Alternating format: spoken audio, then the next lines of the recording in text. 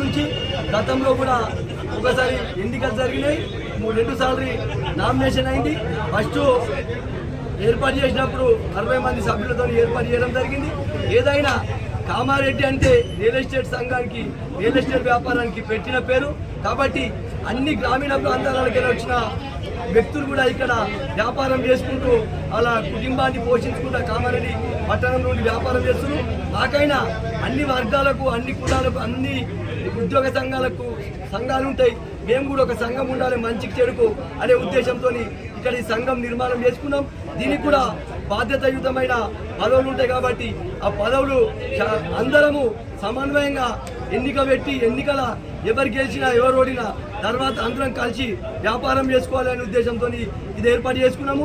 అదేవిధంగా ప్రభుత్వం నుంచి కూడా, ప్రభుత్వం కావచ్చు, సబ్ రిజిస్టర్ కావచ్చు, లేకపోతే రెవెన్యూ శాఖ కానీ మా సమస్యలు ఉంటే కూడా గతంలో వాళ్ళకు